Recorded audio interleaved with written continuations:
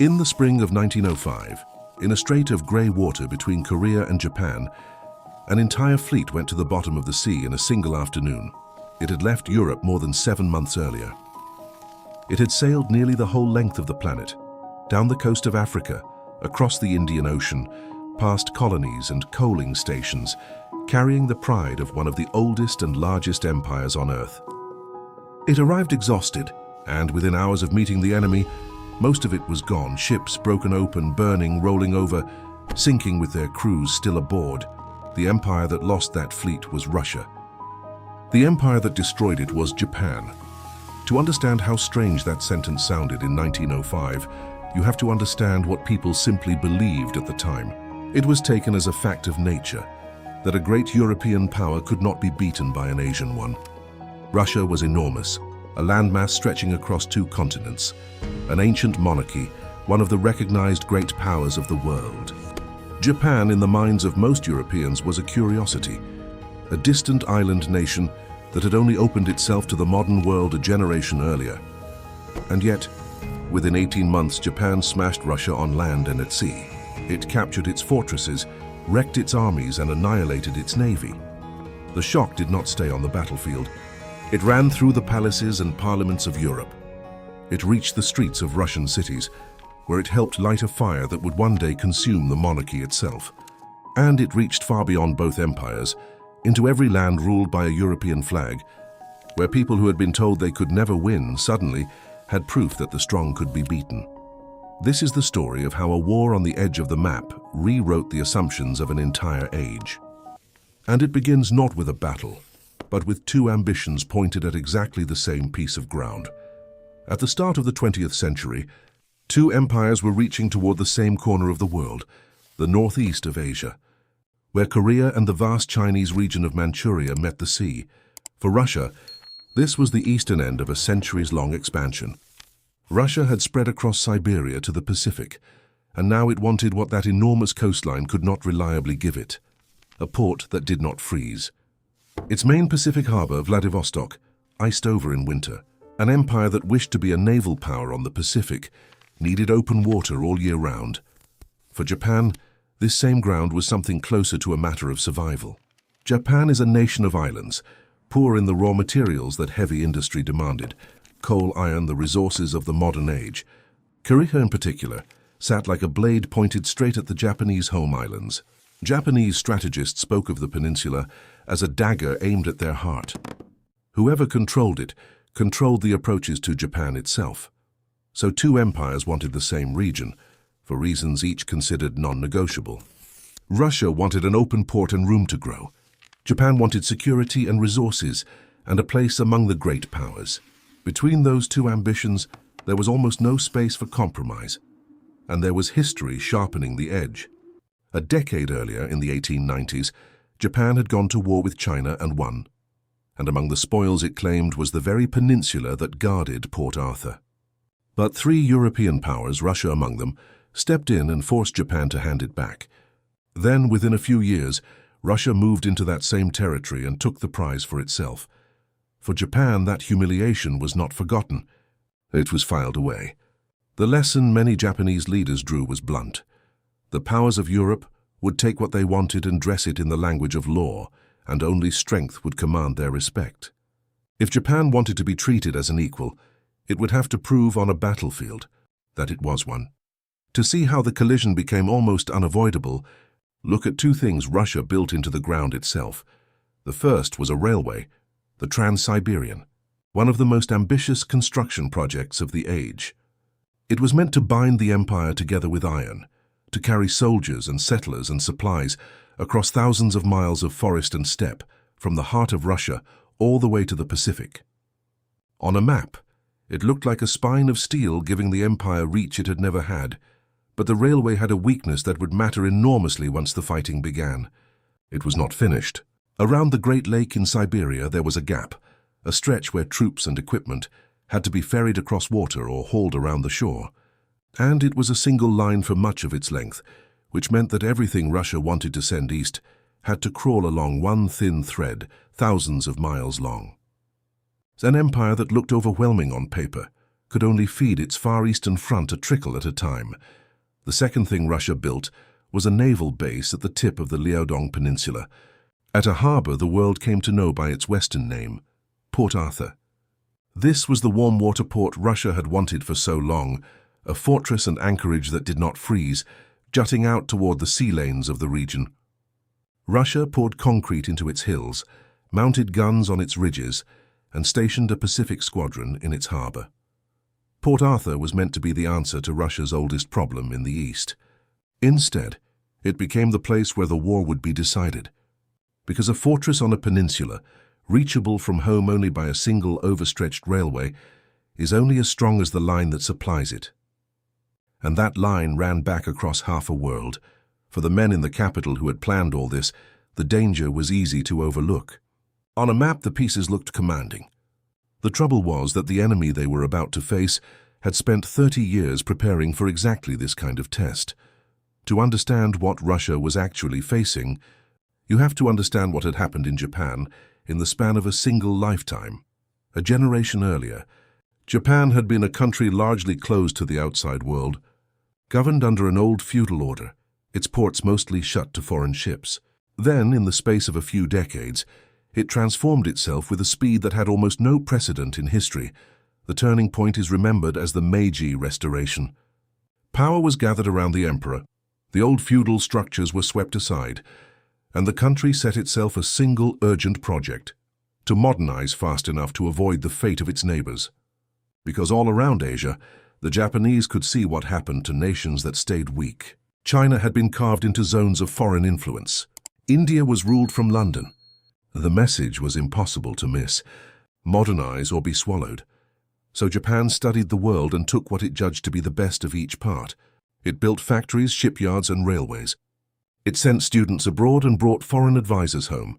It reorganized its army along European lines and built a navy with modern warships, many of them ordered from British yards.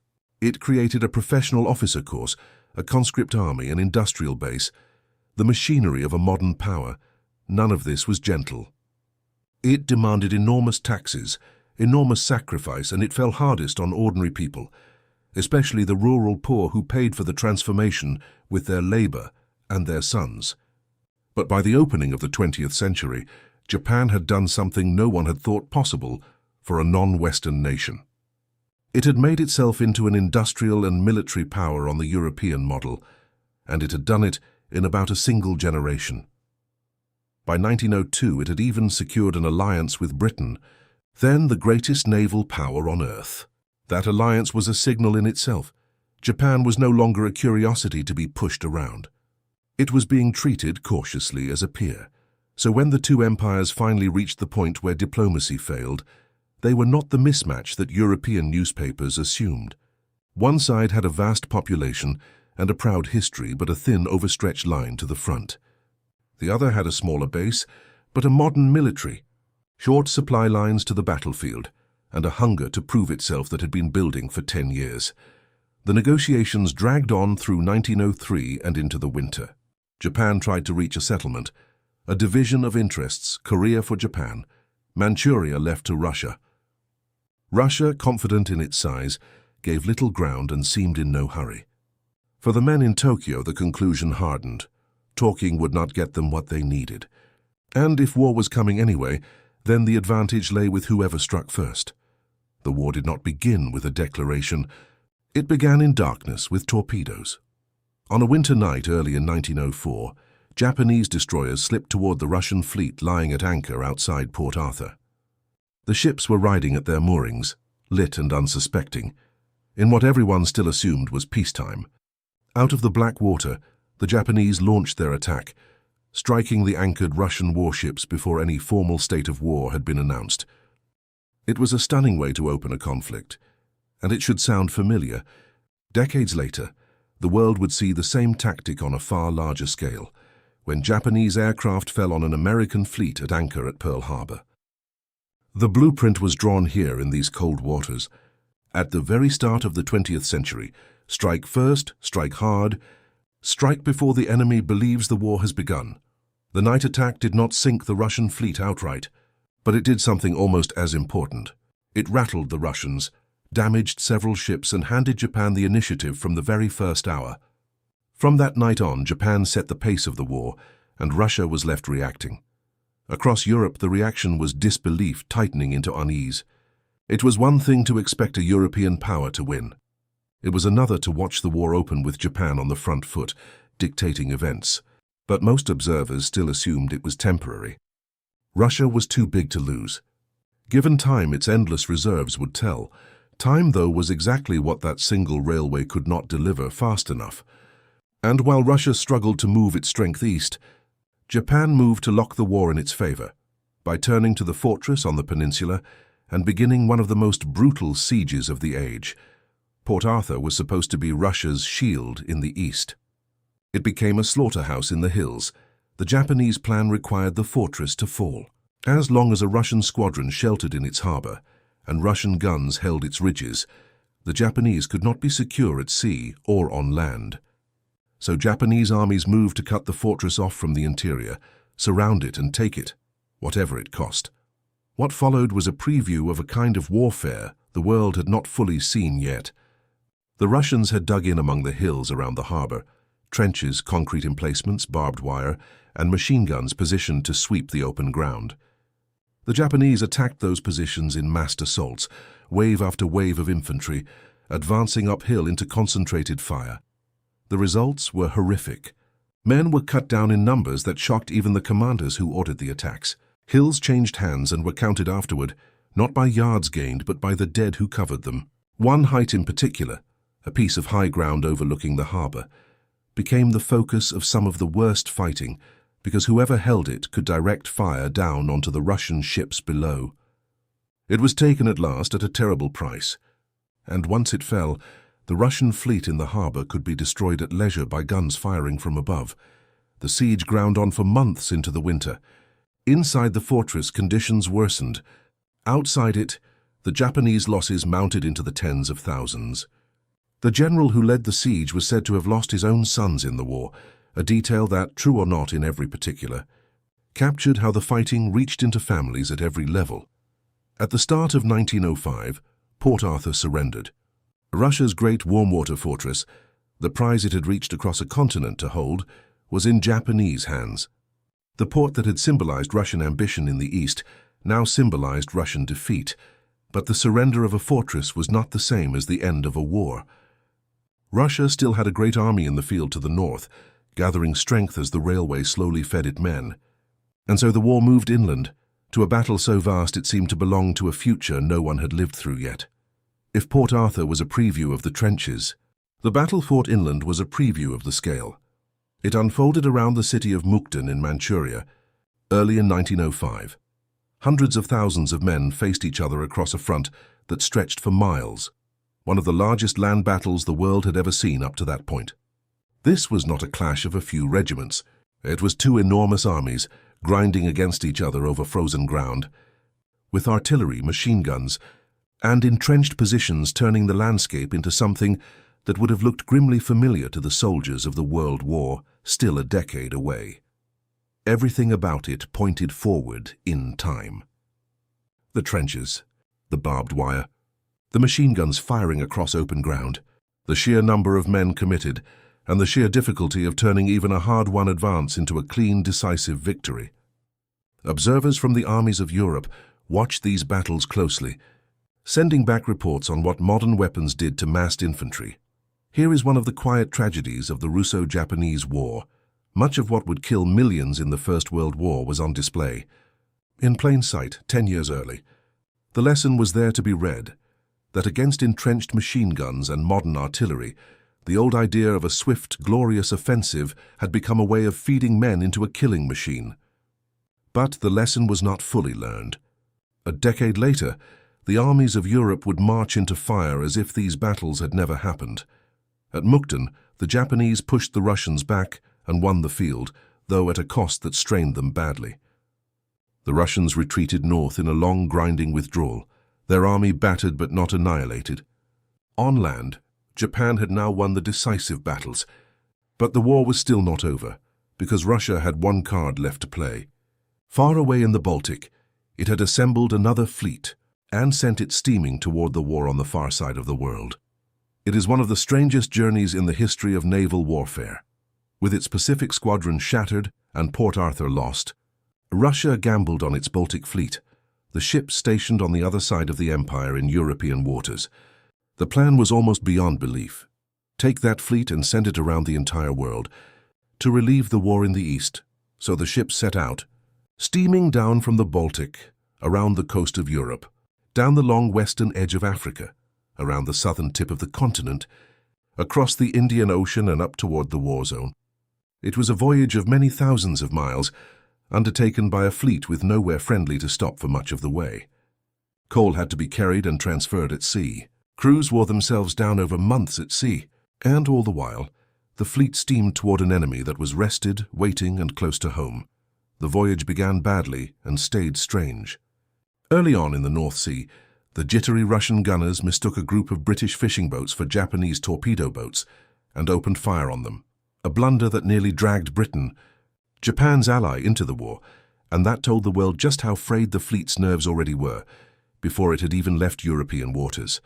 Month after month, the fleet crawled on. The men aboard knew where they were heading. They were sailing halfway around the planet to fight a navy that had already destroyed one Russian fleet and captured Russia's greatest fortress in the east. For the officers and sailors, the question could not have been comfortable. They were being sent to save a war that, on land, had very nearly already been lost. At last, after more than half a year at sea, the fleet approached the waters between Korea and Japan, the strait it would have to pass through to reach the Russian port it hoped to reach. And there, waiting for it, was the Japanese Navy, fresh and ready, under a commander who had prepared for exactly this moment. The battle in the strait was over, almost before the world understood it had begun. The Japanese fleet, under Admiral Togo, met the Russians as they tried to pass through. What followed was one of the most complete naval victories in modern history. The Japanese ships were faster, better handled, and firing with deadly accuracy.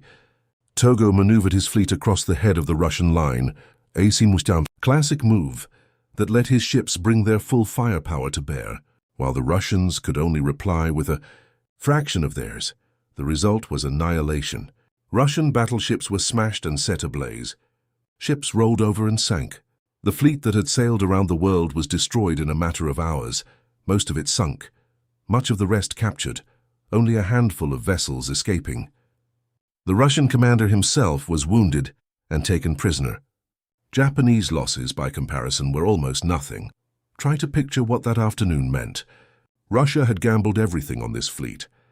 It had spent months and enormous effort sending it across the planet, and it was wiped out in a single engagement, so lopsided that it barely resembled a contest. News of Tsushima went around the world like a shock through a wire. This was not a distant skirmish or a disputed border clash.